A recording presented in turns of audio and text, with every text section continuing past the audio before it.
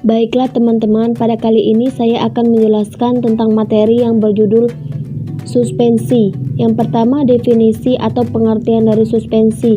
Suspensi adalah sediaan cair yang mengandung partikel tidak larut yang terdispersi dalam fase cair. Jenis suspensi. Yang pertama, suspensi oral adalah sediaan cair yang mengandung partikel padat yang terdispersi dalam pembawa cair dengan bahan pengaroma yang sesuai dan ditunjukkan untuk pengguna oral. Yang kedua, suspensi tropikal adalah sediaan cair yang mengandung partikel padat yang terdispersi dalam pembawa cair untuk penggunaan pada kulit. Yang ketiga, suspensi tetes telinga adalah sediaan yang mengandung partikel-partikel halus yang ditunjukkan untuk diteteskan telinga bagian luar. Yang keempat, suspensi optalmik adalah sediaan cair yang steril yang mengandung partikel-partikel yang terdispersi dalam cairan pembawa untuk pemakaian pada mata.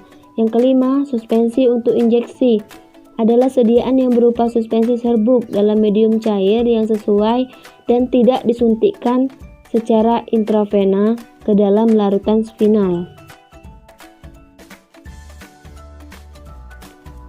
Stabilitas suspensi. Salah satu tindakan untuk mencegah stabilitas suspensi adalah memperlambat perimbunan partikel serta menjaga homopartikel. Beberapa faktor yang mempengaruhi stabilitas suspensi ialah 1. Ukuran partikel, artinya semakin besar partikel semakin luas penampangnya. 2. Kekentalan. Kekentalan suspensi tidak boleh terlalu tinggi agar sediaan mudah dikocok dan dituang. Hal ini dapat dibuktikan dengan Stokes. Ketiga, sifat muatan partikel. Terjadi interaksi antar bahan tersebut yang menghasilkan bahan yang sukar larut dalam cairan tersebut. Karena sifat bahan tersebut sudah merupakan sifat alam, maka kita tidak dapat mempengaruhinya. Keempat, jumlah partikel. Apabila di dalam suatu ruangan berisi partikel dalam jumlah besar, maka partikel tersebut akan susah melakukan gerakan yang bebas karena sering terjadi benturan antara partikel tersebut. Syarat suspensi. Suspensi tidak boleh diinjeksi secara intratekal. Suspensi yang dinyatakan untuk digunakan dengan cara tertentu yang harus mengandung antimikroba. Suspensi harus dikocok, harus segera terdispersi kembali. Suspensi harus disimpan dalam wadah tertutup rapat. Suspensi harus disimpan dalam wadah tertutup rapat.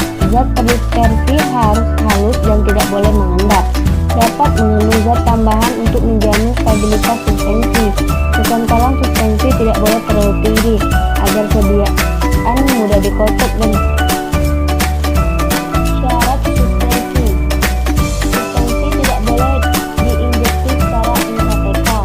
Suspensi yang dinyatakan untuk digunakan dengan cara tertentu yang harus mengandung antimikroba. Suspensi harus dikocok, harus segera terdispersi kembali. Suspensi harus disimpan dalam wadah tertutup rapat. Suspensi harus disimpan dalam wadah tertutup rapat. Zat terdispersi harus halus dan tidak boleh mengendap. Dapat mengandung zat tambahan untuk menjamin stabilitas suspensi. Kekentalan suspensi tidak boleh terlalu tinggi agar sediaan mudah dikocok dan kekurangan suspensi. Kestabilan rendah, alirannya menyebabkan sukar dituang. Ketepatan dosis lebih rendah dibanding larutan. Jika terjadi perubahan suhu, kadang terjadi perubahan sistem dispersi, harus dikocok terlebih dahulu. Keuntungan suspensi.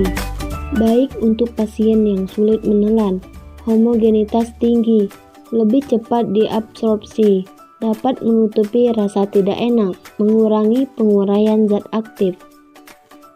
Hal yang harus diperhatikan dalam suspensi: kecepatan sedimentasi, pembasahan serbuk, flotasi atau terapung, pertumbuhan kristal, pengaruh gula.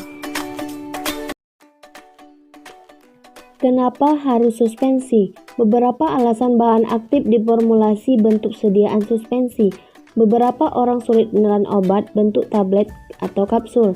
Sukar larut dalam air, dalam bentuk terlarut berasa pahit, lebih stabil secara kimia daripada bentuk terlarut, lebih siap secara bioavailabilitas daripada bentuk tablet atau kapsul. Flokulasi.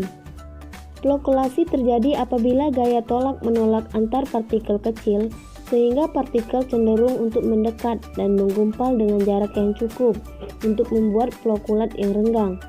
Partikel yang terflokulasi akan mengendap dengan cepat, tetapi karena ikatan antar partikel lemah menjadi mudah untuk didispersikan kembali. Deflokulasi. Jika energi tidak menolak antar partikel tersuspensi tinggi, maka partikel tidak akan menggumpal. Bila partikel mengendap secara sempurna, maka partikel-partikel tersebut membentuk susunan yang tertutup dengan partikel-partikel yang kecil yang mengisi ruang-ruang dari partikel besar. Partikel-partikel di bawah semakin tertekan oleh partikel di atas sehingga lama-lama menjadi massa yang kompak dan tidak dapat dikembalikan dengan pengocokan. Kesimpulan, suspensi adalah sediaan cair yang mengandung partikel padat, tidak dapat dan tidak larut yang terdispersi dalam fase cair. Beberapa alasan bahan aktif diformulasi bentuk sediaan suspensi. Beberapa orang sulit menelan obat dalam bentuk tablet atau kapsul.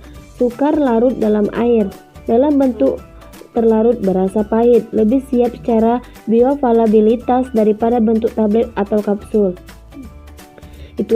Baiklah teman-teman, itulah hasil presentasi saya. Apabila ada kekurangan, saya mohon maaf. Wassalamualaikum warahmatullahi wabarakatuh.